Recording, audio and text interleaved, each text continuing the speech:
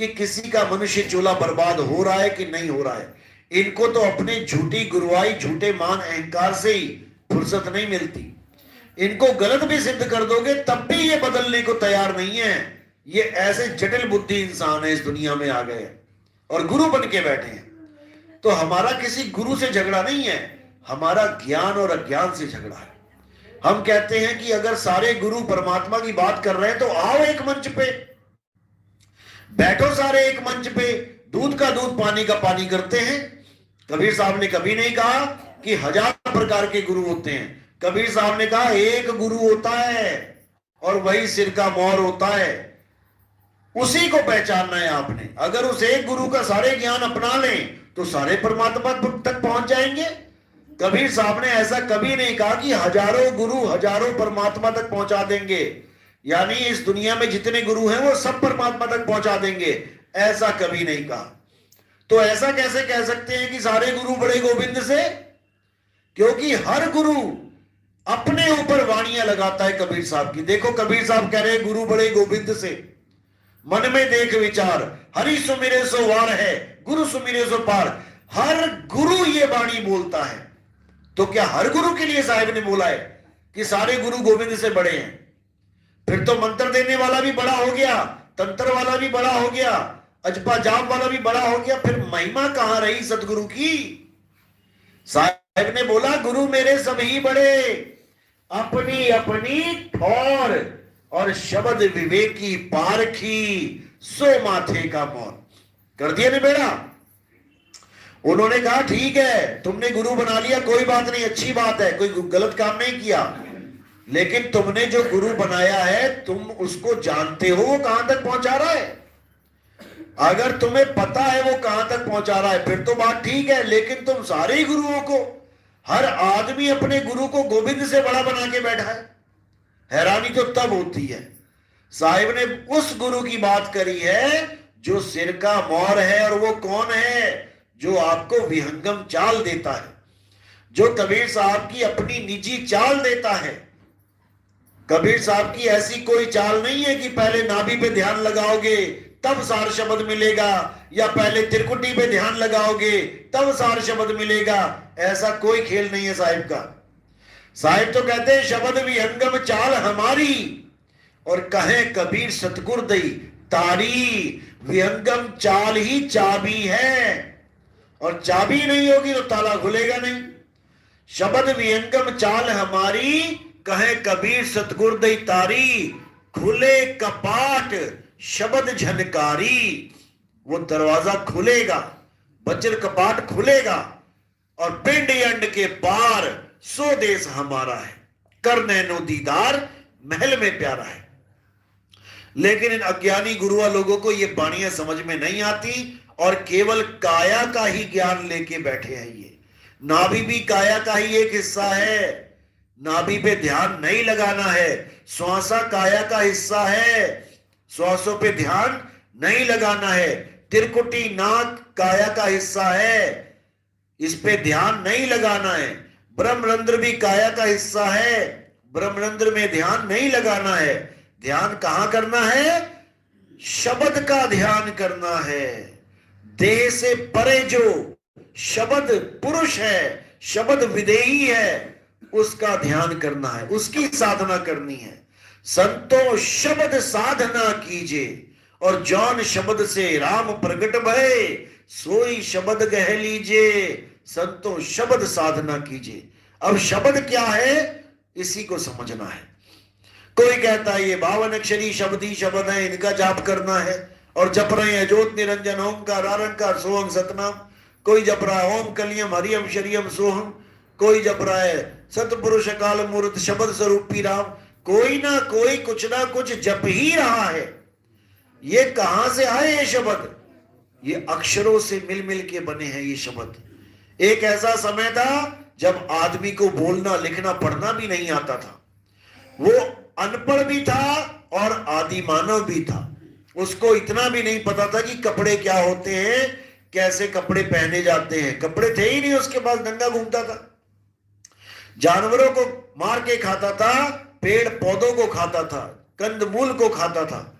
धीरे धीरे धीरे अग्नि की खोज हुई, अग्नि तत्व भी उसके पास नहीं था। आग भी खोज उसने पत्थरों के द्वारा करी। धीरे धीरे बुद्धि विकसित हुई, धीरे धीरे उसने पहिया बनाया, लोहे की खोज हुई। धीरे धीरे उसने बोलना सीखा, मुंह से जितनी आवाजें निकली उसको लिपिबद्ध किया गया। 52 अक्षर संस्कृत भाषा के निकले, लेकिन 52 से भी बहुत सारे अक्षर ज्यादा हैं जो अन्य देशों में बोले जाते हैं, हमारे 52 में नहीं है वो। लेकिन 52 अक्षर संकेत दिया गया हर प्रकार के अक्षर का। जो सत्संग मैंने किया है 52 34 एको जान, वो इसीलिए किया है कि 52 बोल दो, 34 बोल दो, 26 बोल दो। अंग्रेजी के 26 हैं, वो बात अक्षरों की ही है। अन्य देशों में बहुत सारे अक्षर मिल जाते हैं, 52 से भी ज्यादा मिल सकते हैं। तो सारे अक्षर ही हैं। अक्षरों को जोड़ जोड़ के शब्द बनाना सीखा। कालामा कलम, इसका कुछ और अर्थ होता है। 3 अक्षर है कालामा, इसी कालामा को उल्टा कर दो, कमल, अक्षर ला को आगे कर दिया, मा को पीछे कर दिया, पूरा शब्द का अर्थ ही बदल गया। अक्षर वही है कालामा कामाला, लेकिन इनका अर्थ बदल गया, वस्तु बदल गई।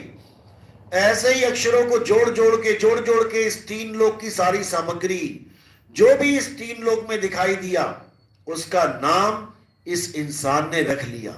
और दुनिया के नाम तो रखता गया, धीरे धीरे धीरे परमात्मा के नाम भी रखता गया और दुनिया भर के नाम रख लिए।